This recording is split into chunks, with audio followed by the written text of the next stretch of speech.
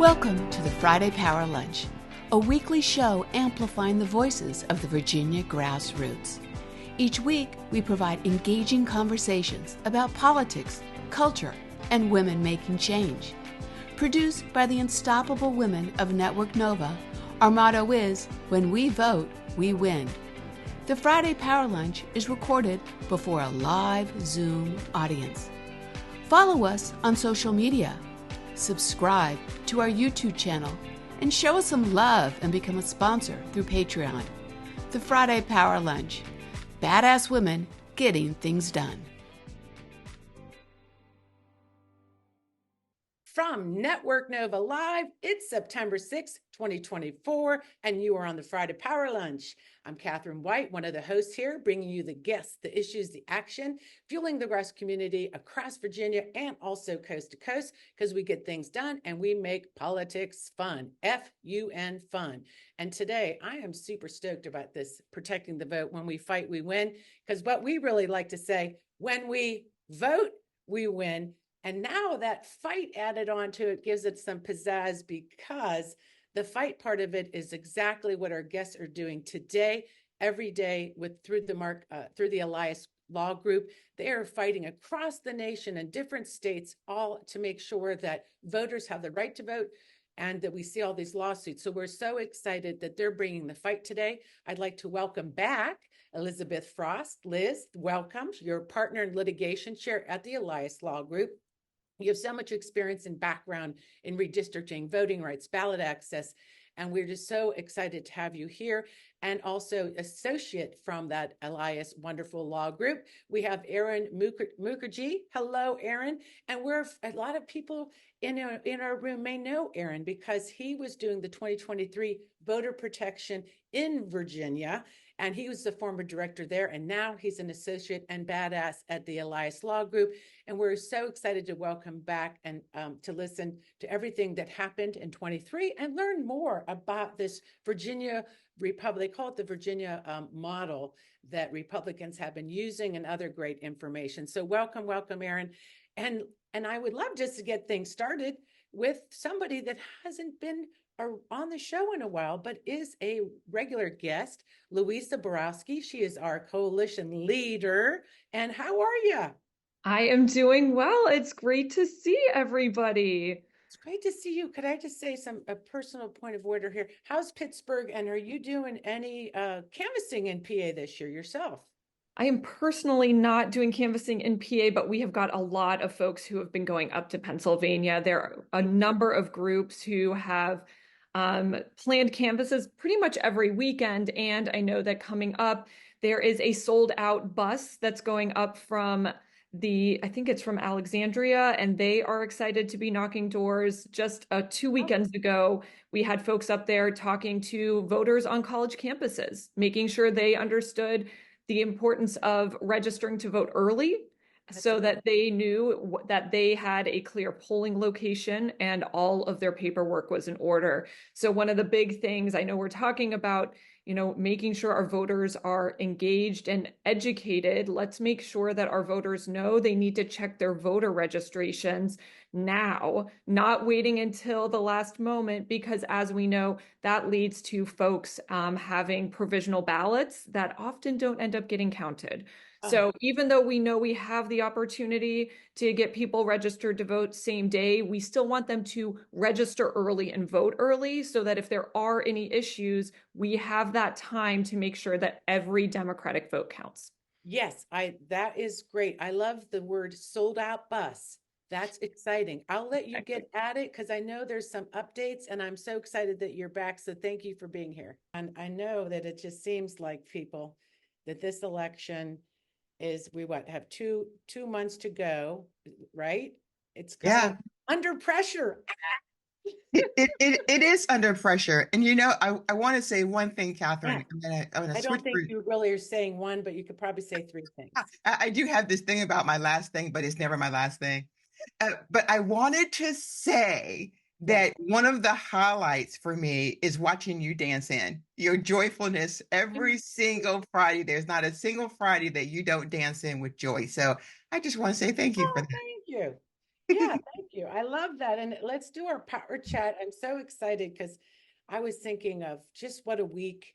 I wanted to mention we have the debate coming up on September 10th, and I know people have watch parties. You have any thoughts on the debate, or are you going to watch it with popcorn, or what are you going to do? Well, I'm gonna watch it. I'm not worried about the debate. I'm excited about the debate. And what made me even more excited was listening to the former president give an answer yesterday on childcare. I think that should make everyone gleeful. So I feel very optimistic about the debate, and I can hardly wait. I know that must elicit somewhat of weird giggles from people because it was so weird. JD Vance's stance on the child care issue too. And, you have to wonder what these folks really think about, obviously, women, our worth, what we're supposed to be doing. And it really comes out when they try to talk about policy, Yeah. Yeah. right? Yeah, I think that's really important. And I also think that it's really good. Two things. The first one is that we can never ever assume that our friends and our family and that our acquaintances have seen these kinds of things. So as you are trying to encourage people in your family who may be undecided, having them sometimes have a look at some of the kinds of things that they're probably not seeing, I think is helpful to sort of push them in the right direction. So I do think that there are a lot of things that are on our side. I saw some chats come across, and I think it was Jim McBride who said 300 million people didn't see any of the convention. And I think that again tells us the opportunity to talk to our friends and our family and our acquaintances about things that they have no idea because they're just busy, which is also why today is so exciting, because I do have a sense of agita about the election protection and what are we doing and should I feel confident. So that's why this discussion today is so important to me, and I'm sure to many others, so that we can feel like our vote really will matter. Well, and if it didn't matter, they wouldn't be so busy running around the map trying to make sure people don't vote. And this is why the conversations I'm so excited to have Liz Frost here, the litigation chair, to tell us about these, because I think it's just eye-opening when you do and you're listening to a lot of the different challenges in different states, that they are just desperate. But I do feel like we have them on the run with the pressure we're putting on them, but we can't stop because it seems like it's like water trying to find its way out of anywhere. They're just going wherever they can because they know if we vote, we You win. win. And that's it. Like you said, yes, like Jim said, a lot of people aren't getting the message. And I think they also know if people actually can vote freely in this country, that they're in trouble. And so this is something I love that we're talking today with about the voter election. Yeah, and I know we're going to run right to it. It's time. We're right up on time, but I'll say that when you're having these conversations with people, this is another way to encourage them to the gift that Stair talks about, to Yes. get out early, that your vote is more protected when you go and vote early. So not only are you given a gift, but you're also protecting your vote. I love it. And with that, we have our first guest, and it's really great to see you back in the room. Liz Frost. You like to go by Liz. I I love it. do. You're a partner and litigation chair at Elias Law Group, and everybody knows Mark Elias. I follow him on Twitter. What a great law group to work for in general. It's a great mission. So why don't we start there? Tell the audience about the group and why it was formed, and basically, your core mission. Yeah, absolutely. Thank you again for having me back. I so enjoyed our conversation last time. And as a Virginia resident and voter, I'm so grateful for all the work that you all do.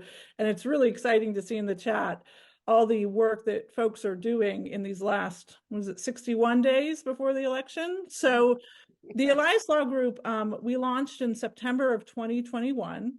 We celebrated our 3-year birthday just last week. We were started by a group of partners, myself included, Mark Elias included, who had worked at the premier political law group at a larger law firm for decades. We were hired by the Biden campaign to fight against the historic attacks on the outcome of the election in 2020. When the dust settled, we're talking more than 50 cases that Republicans and their allies brought and lost. But after 2020, it became clear that this was a moment when the protection of democracy really demanded a law firm dedicated to those efforts. You know, if you're Boeing and you have an airline issue, you go to a lawyer who has decades of experience in airline litigation. Civil rights and voting rights in particular, right? There's lots of organizations that have historically done this work and done it very well, but there's so much of it now that really the moment really demanded this. So we launched the law firm. We are a mission-driven law firm.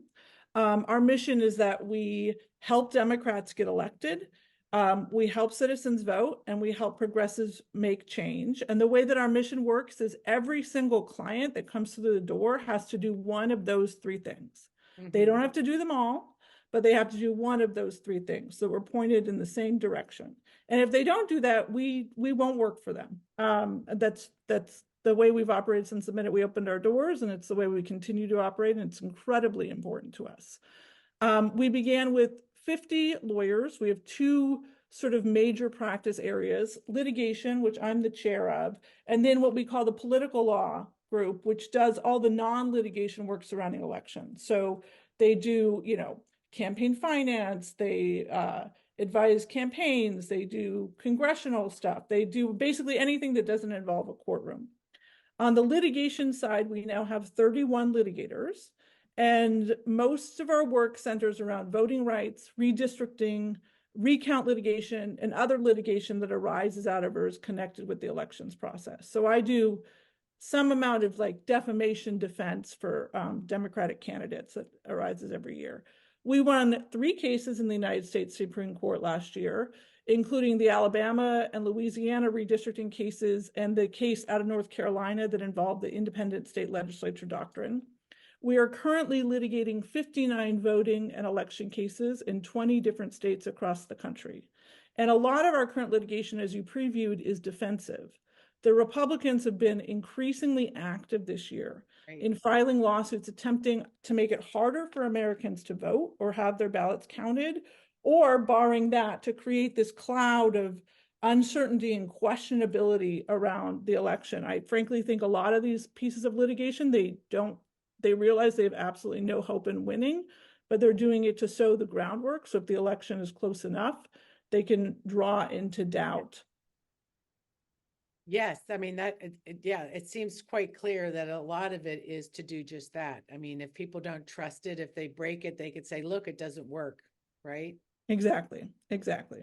Well, just with that opening, I'd love to talk about, and I think, did you do those Supreme Court based cases last year? Was that your work? It was, I worked with the partners who did it. The partner on the lead partner on those cases was Abba Khanna, a partner of mine from Seattle, who we've been working together since we call ourselves baby lawyers.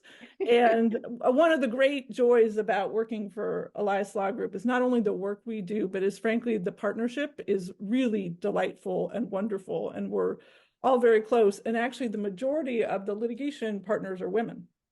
I looked at the website again, and it's such a mighty team. Like we said, the joyful warrior look is definitely happening over at that group. And it is kind of, I was listening to some of the democracy docket, the report in the newsletter you have, and people could sign up for that. I could put the link in there later, but about these cases. And so let's talk about some of the most recent cases that you have won, and I'd be real interested in some of these states, because we were talking about Arizona and some other states. Montana was the most recent one. Let's go around the map a little bit and get into the details, because some of these are quite interesting, especially like the one in Georgia. They try to create that website so people can go there and take them off the rolls or whatever. Yeah, I would love to hear about some of these current challenges. Yeah, so I was the partner who actually litigated what we refer to as the Arizona citizenship case. I actually was joking last year that it was as if I were commuting to Phoenix, and I ended up spending almost the entire month of November there in the trial. In that case, and this is the Arizona case, I think, is important because it's a pretty good example of one of the major themes we're seeing from Republican voting attacks. Mm-hmm. And that is this lie that non-citizens are voting in United States elections. This is a lie that has been pushed for a very long time. It has repeatedly been shown to be completely baseless, but it is one that we are hearing incredibly loudly this cycle. Right. Arizona has tried several times to sort of use this lie to push voters out of the process. And they tried again with this new piece of legislation where, I won't go too deep into the weeds because Arizona's voter registration system is incredibly complicated, largely because of this lie, which has animated a lot of the decisions they've made in the past decade. But what they were in Arizona, there is a requirement if you want to vote the full ticket all the way down the ballot, you have to produce what they call documentary proof of citizenship. Now that can be, a passport, it can be, other pieces of information, but there has been under federal law, states have to accept the federal voter form.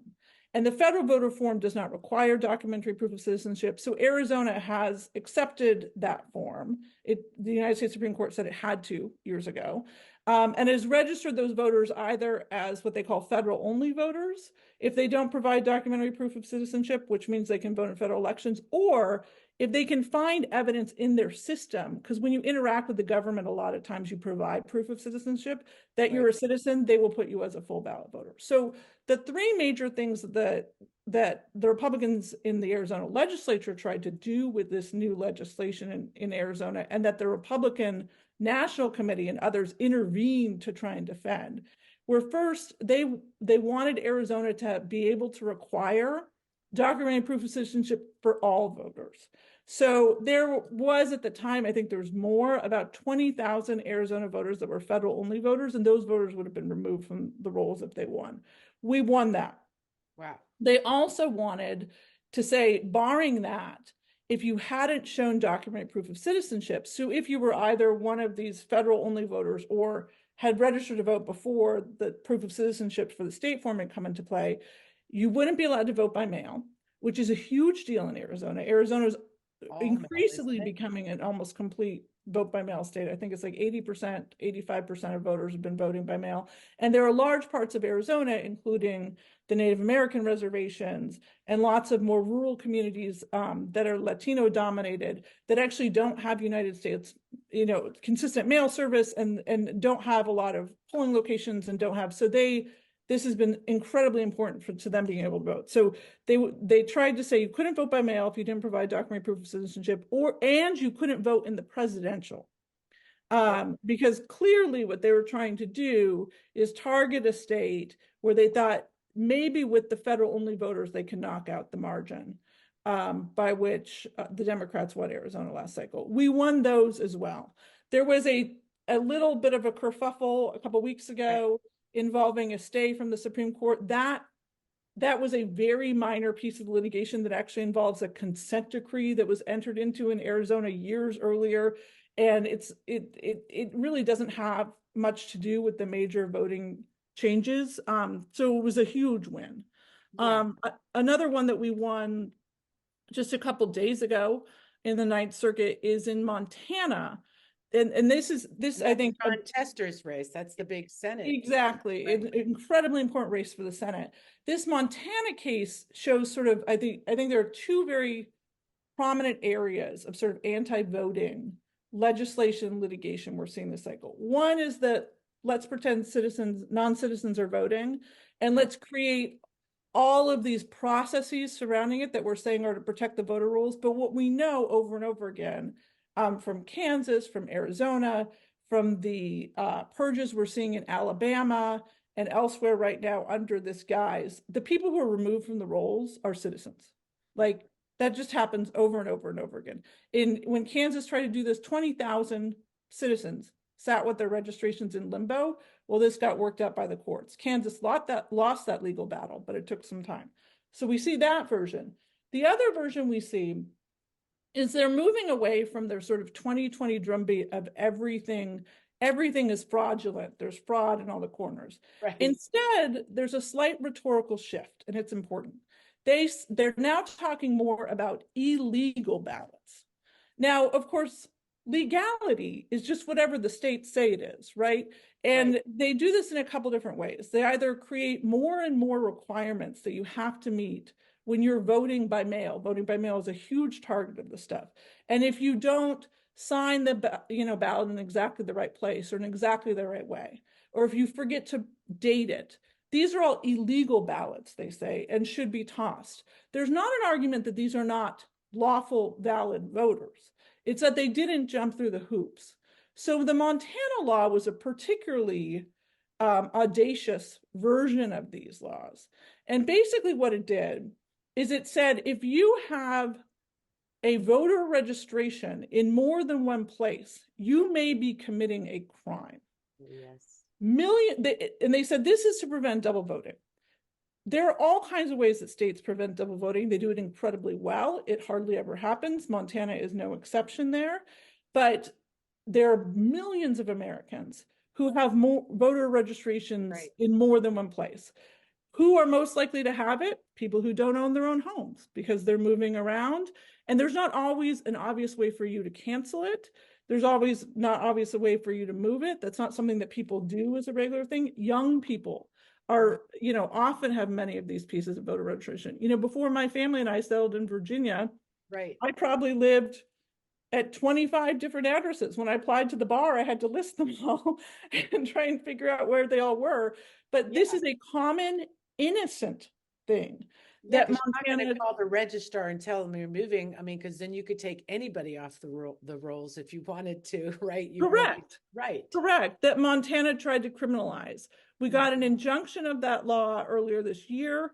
We went up to the Ninth Circuit and we won it. Now, one of the things that was quite interesting that we saw in Montana is there again, the Republicans intervened to defend the law alongside the Secretary of State or Attorney General of Montana.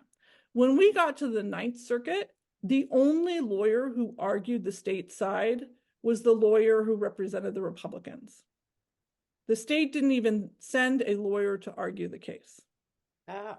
So this is very much a partisan effort to try and make it harder for totally qualified and lawful Americans to register to vote and cast their ballots. Yeah, and to scare people, because we did see, bringing up something in Florida, remember when DeSantis went and had people arrested at their home?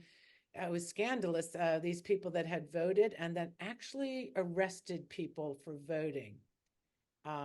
Because, that really just scares people off, so yeah, just the word criminal. And so are you finding too, like this year, what we've been hearing is that we don't see the Republicans having this big field game, but they do have a lawyer game. Is it, if they really, stepped up that this year, do you see a lot of that hiring and lawyering and getting ready just to sow confusion and chaos on the election day? I mean, what are you thinking on that? Oh yeah, absolutely. I mean, overwhelmingly of the live voting cases right now, most of them are anti-voting cases. And I would say even just in the past couple of weeks, we've seen just a slew of them filed, and they tend to be in these two buckets. So we're seeing they failed in Arizona with actual legislation. And so now we've seen a series of lawsuits over just the past couple of weeks, arguing that despite there actually not being laws in these states that require it, that various states, including Wisconsin, I believe North Carolina, need to be checking citizenship by cross-checking databases. Now, again, there's no state law that requires this. There's no federal law that requires this. The databases they often want them to check are things like the DMV, which are, if the citizenship information was accurate to begin with, which is not always true, are often wildly out of date. Because just like there's no requirement that you let a jurisdiction know that you've left the jurisdiction and you're now registering to vote somewhere else. If you are a non-citizen, say when you first interact with the DMV, there's no requirement that you then reach back out to the DMV and tell them when you're naturalized. Hundreds of thousands of Americans, are regularly becoming citizens because they are naturalizing. Right. And so this puts people in this sort of endless, hopeless loop of having their voter registration constantly questioned. Really a community, frankly, one of the things I think is so atrocious about it is it's a community of people who are often incredibly motivated to work, who came to this country because they believe in the promise of this country. They are excited to participate in the democracy. And the demoralization of having your right to vote consistently questioned, I think, cannot be overstated. So I'm interested also in a few other of the cases at Georgia, because we know that what happened in Georgia with Trump looking for those like 11,000 votes. And we see that then the Republican government made that sort of website. Could you explain that and what happened there with that particular case? So I have to tell you, I'm not super in the weeds on the Georgia case. And I think a lot of the stuff that's going on in Georgia in particular is still being played out. One of the biggest, I think, dangers of what we see that's going on in Georgia right now is what's happening at the State Board of Elections, where they are now dominated by election deniers. And beyond the website itself, they are also passing a series of rules that effectively, the thrust of which is to delay certification and to sort of create room in which potentially the election in Georgia might not be certified or might not be certified correctly. And it's really a rules game that is deeply alarming and deeply anti-democratic. And there was one lawsuit filed, I anticipate others may be. We're also in that particular space seeing some of the Republicans in Georgia push back. So I think the story of what will be Georgia in 2024 is still sort of unfolding. Right. And do you find that, are they doing that in other states or swing states or important states that you find that their game plan is to not certify and throw this election in a different way? How are you planning for that? You can obviously see what they want to play out, right? Sure. Yeah, absolutely. Try to toss this to the House, or is this sort of rumors? Or is this really something you guys were really watching for? Oh, we're really watching for it. We litigated in defense of this in 2020, in 2022 as well in Arizona, in Cochise County when they refused to certify. So we're prepared to push back in, every possible way if this happens again. And I do think, one of the big fallouts of 2020 is they may have lost their litigation cases, and Trump may have lost the presidency by an overwhelming number of Americans who did not choose him. But it has intimidated people who were, lifetime election workers and were really devoted and really important. And that's to sad. Yeah. And so I think it remains to be seen how, much of an impact that could have. But if it even happened in particular places, it could have a major impact. And I think that's one of the, the most important things that people can do beyond talking to voters, which I think is incredibly important. I had a conversation just a couple of weeks ago with someone who lives in the area who I thought for sure was tracking what was going on, and they were surprised to learn that Trump was the Republican nominee. So it's a good reminder that people have their their own lives and they're deep in it, and you should never just assume, and you should have those conversations. But yeah, I think this is an issue that we're concerned about. This is one I saw some news that in Clark County, Nevada, they're looking for election workers. And so I texted all my friends who live in Las Vegas, and I was you got to get into this. You got to share this with all your friends. And I think that's true wherever you live. Is if that's something that you can do it. It is incredibly important. Yeah, this year I think we are pushing that. We're going to talk more with Aaron about that, and also Kathleen, who's working in Virginia on this. And so lastly, because I want people to leave with also a feeling that we have them on the run. These cases, there's a lot of good things happening. That we saw also, if there's any last cases you'd like to talk about, I was listening to the podcast, the Democracy Docket, that has all the news about the Arkansas case, where here was a citizens group that were being successful in a state that is really lousy at people voting and registering, a citizens group. And then they seemed to be for the Republican leadership. And then all of a sudden they wanted to shut it down. Can you talk about that case real quick? Yeah, absolutely. So other stuff that's happening even in Mississippi that I'm surprised in the area. Yeah, so Arkansas is is a state that I have paid attention to for a long time, in large part because Arkansas's voting administration is so unfriendly to voters that it is consistently among the lowest turnout states.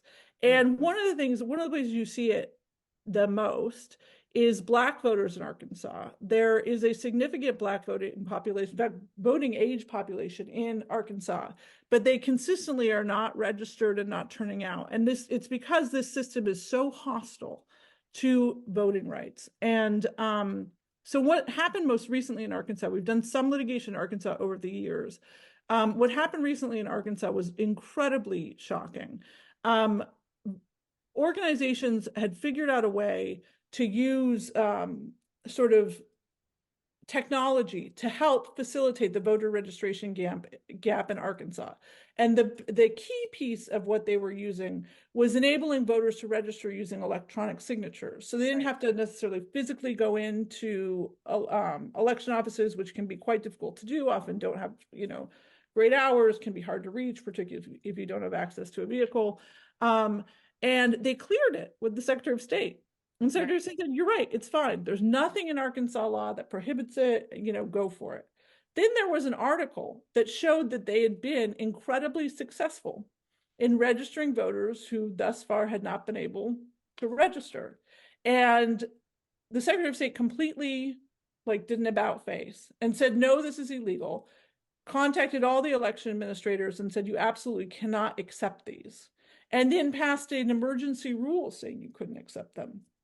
So my partner, Uzoma, led the charge of filing a lawsuit on behalf of organizations that have been successfully doing this work. And we got a preliminary injunction.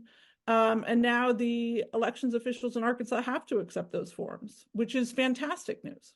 Yes, it is fantastic news. And with that, I'll wrap up. I know we were talking a little bit about what we can, what things we can do. And the big takeaway for us in the room is really getting involved in the election process as poll workers and all, election observers, and also talking to friends. And so it's so great to know that your group is just doing this high level work in every state.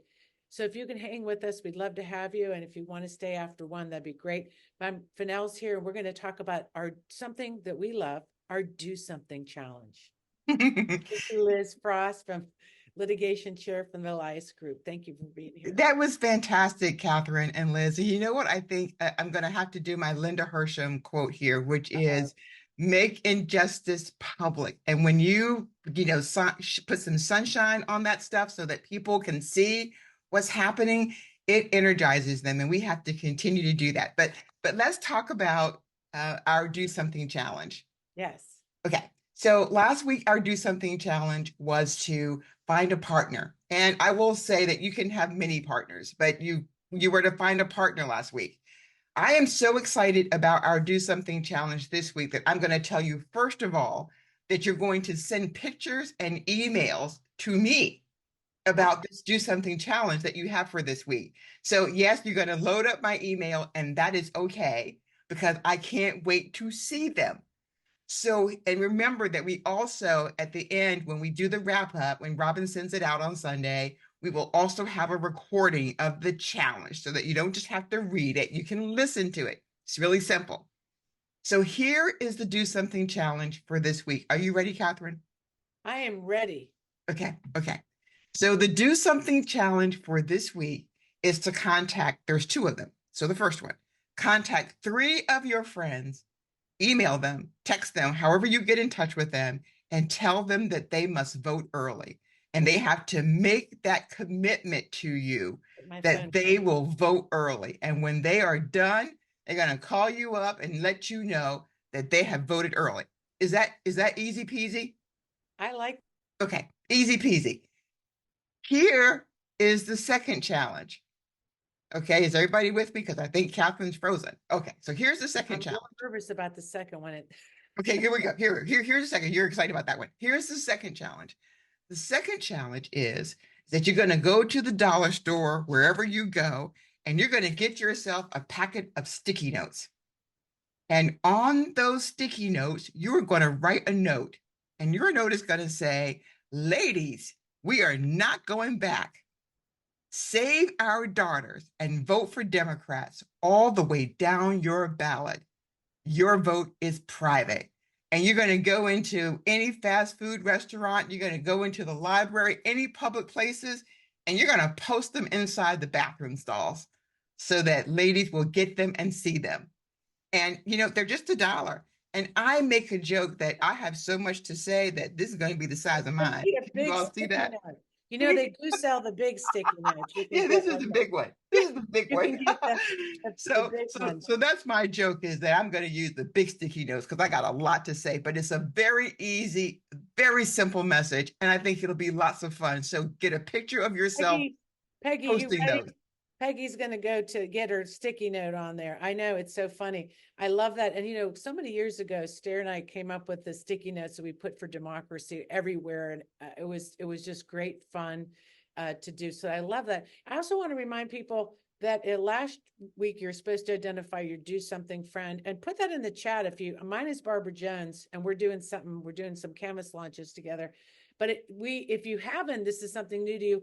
Do something friend, because I can tell you show up for canvases when you have a friend that keeps you accountable, and it's more fun to do something with the friend. You don't go swimming alone. So that's right. That's what you always say. That mine is Stair, and so we choose this do something challenge every week, and we live 4 hours apart, so we can't do something. So you can have other do something partners too, but we're going to do the sticky notes, and I'm really excited about that. I can't wait to go put mine in this weekend. So let's get to our next guest. I'm so excited because we're going to focus a little bit on Virginia because we knew when Glenn Youngkin got elected, boo-hoo.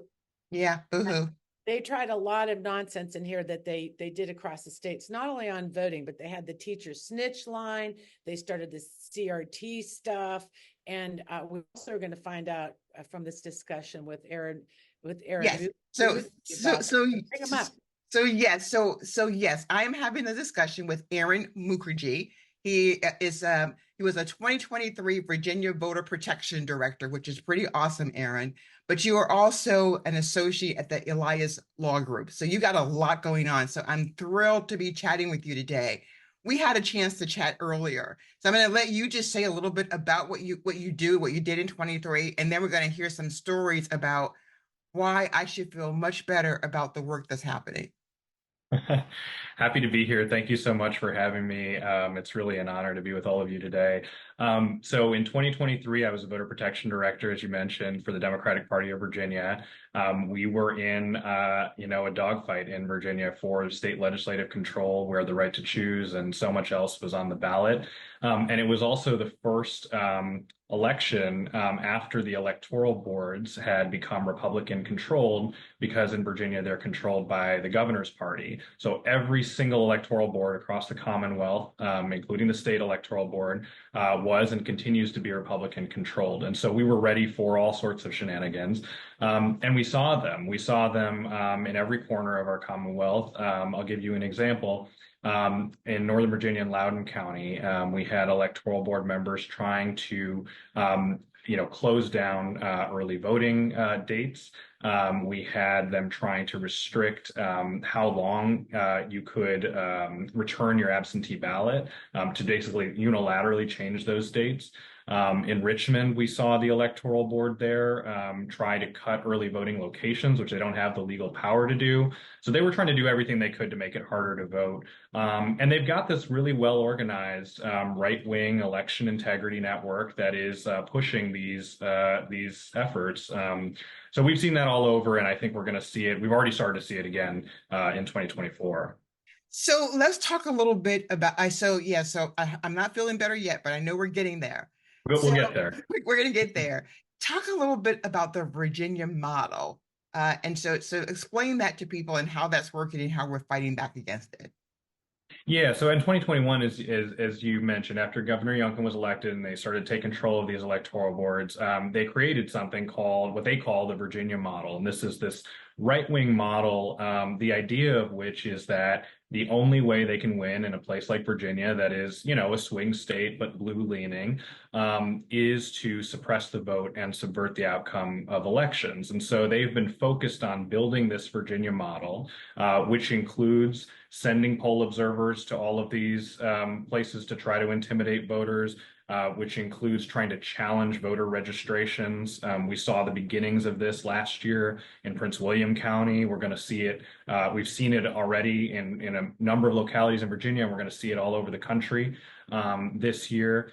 And trying to change the voting rules, as I said, through the electoral boards that they control, to try to just make it harder to vote. And then they're also doing these really seemingly innocuous things. So, one of the issues we had last year was this group was trying to put out through their electoral, their Republican-controlled electoral boards, this guidance that said you couldn't use your cell phone in the polling place. And, this seems to many people like a mundane thing where, sure, yeah, you shouldn't be able to make texts and calls when you're, voting. But for many voters, especially in an election year where, you had state legislative candidates who, not many people knew the names and everything, it was really important for voters to be able to pull up their sample ballot on their phone or pull up their notes they had written on their phone to try to, vote. And for many people, that's the difference between voting and not voting. I mean, if this is for voting for many people, for us, it's obviously a big priority. But even for us, it's, sometimes difficult to find time. For many people, this is like the 10th thing on their list to do on election day, right? They've got to drop off their kids. They've got to go to work. They've got to pick up their kids. They've got to do, X, Y, Z. And so if you just make it a little bit harder, if you just confuse people a little bit, if you just make it harder for them to access their information, they're going to just not vote. And so that's what the Republicans have been counting on as part of their Virginia model. It's what they've tried to do in Virginia, what they're still trying to do here. And they've expanded it. It is truly a model. They are, pushing these kinds of efforts in swing states all over the country. The RNC chair was recently in Arlington training poll observers and essentially how to intimidate voters at the polls, and they're doing this in other swing states too. And so it's really important that, and this is where we get to the good news. Okay. That we push back, and we did last year. We had poll observers in all of these localities, all across the Commonwealth. We had them in, polling during early voting, on election day, even during these post-election processes where we saw Republicans trying to challenge absentee ballots of voters. We had observers there to prevent that from happening. And these are folks who were just engaged and excited to be involved, and it helps. It really does. It makes it so that when a voter goes into the polling place, there's somebody there to make sure they're able to cast their ballot successfully. And just, I think for many voters, just having that person there is enough to make them feel better about, voting and less intimidated by the process.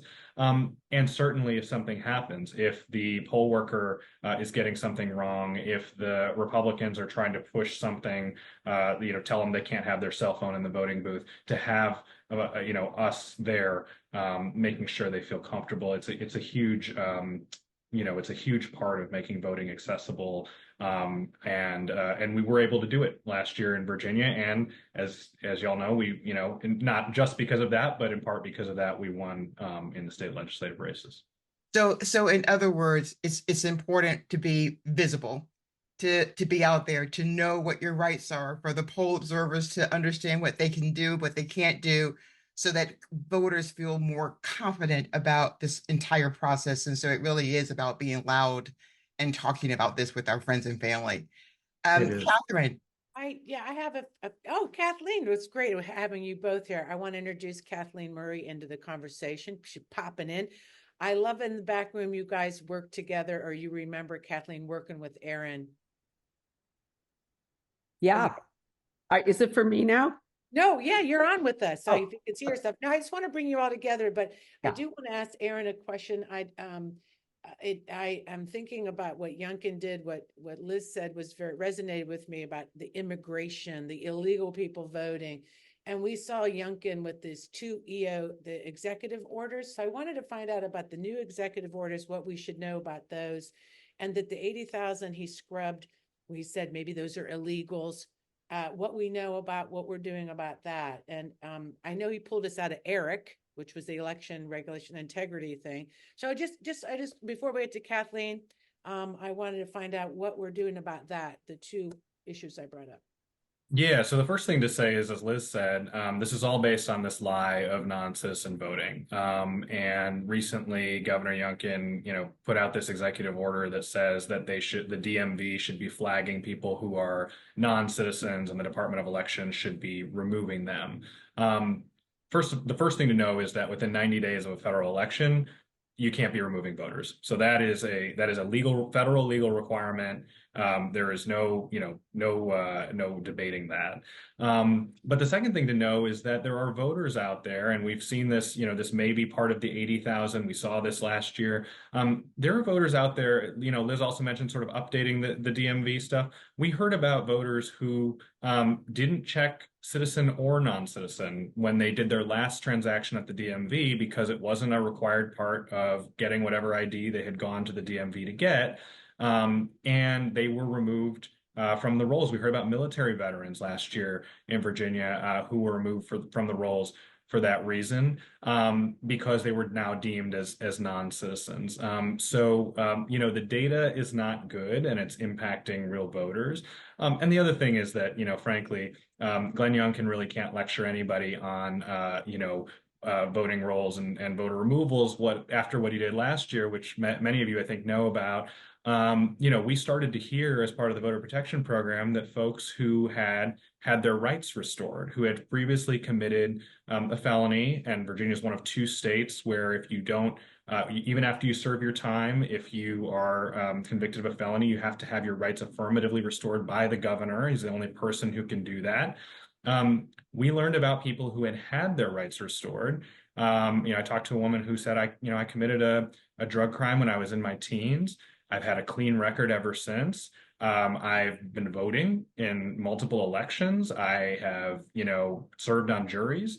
And now I'm getting this letter from the Youngkin administration saying I'm no longer eligible to vote. What do I do? And so here, back to the good news, we had a robust voter protection program, and I know we do in Virginia this year as well, that pushed back on this, and we uncovered that there were thousands and thousands of voters who had been wrongfully taken off the rolls, who had their rights restored. So, this is sort of it is a play by the Republicans. Again, back to the Virginia model. If we can just suppress enough voters, if we can remove enough voters from the rolls, we're going to win because, yeah, that's right. We're going to That's sweep right. that.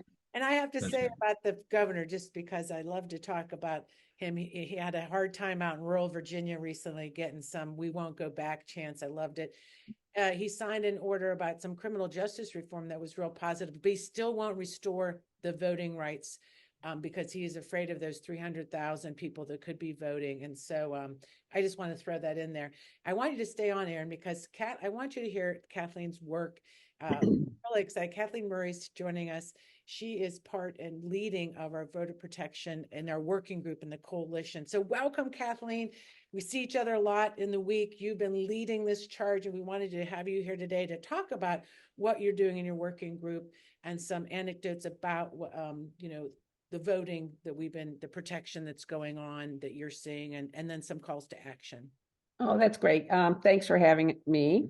So at any rate, I love the fact that what's happening is the VA Dems, like with Aaron and various other people now in the 2024, they have a very robust voter protection group going.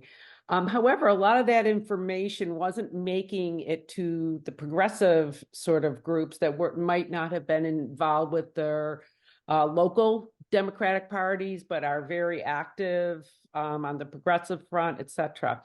So I'm really happy that we've been working together very closely. So now this information is getting filtered out to more people than it has been before. And, the biggest thing is we're trying to get poll observers. You've heard this throughout the day. In Virginia, you basically, I just put it in the chat. You have to take the training, and they'll go from there. If it's a different state, you'll have to contact your local Democratic Party and go from there. So it's poll observers, election officials. We really need those. COVID really, we took a big hit with poll observers, election officials, and literally they are a dying breed. And I say, last year I was one of the youngest poll observers in the room. So why are you laughing? Because it's fun being the baby. That's what I have to say. I know. So no, but we do I agree need. with you. And I took that training with Nico the other day, and I think you were on it. Well, it's very easy, by the way, everybody, the training. But Kathleen, I'm real interested too. I want people to know that Kathleen will be in the after chat to answer more questions. Some of the anecdotes, but I love learning from you about what you saw last year, and especially for people in this room that are working with college kids and same-day voting. What's some of the things you want to put some red flags out there so people could be attentive to it? Okay, the same-day voting. Yes, it's a great thing. The Democrats got that pushed through, but we've been speaking to campaigns and different people. Please do not highlight that until after the voting registration period has passed, which is October 15th. After that, fine, but we really want to encourage people to register ahead of time. Same-day voting, especially if they're first-time voters, many of them, especially going into 18-year-olds, they weren't around last time. They don't know about precincts, polling places. Many young people think they can just walk in anywhere and fill out their form. Right. And I'm concerned that, particularly being a poll observer, that is the election official advising them that, well, actually you're in the wrong precinct. You have to go here to have your vote counted. Okay. Because I think some of that was lost on some of the officials where I was observing. So I do want people to keep an eye out for that. And everybody can do this in their communities, their homes. Please, speak to your young people and friends and really encourage them to please check the register. Oh, I'm registered. It's like, well, check your polling place and say polling places change. Yes. They do change. It's not malfeasance, but they do change.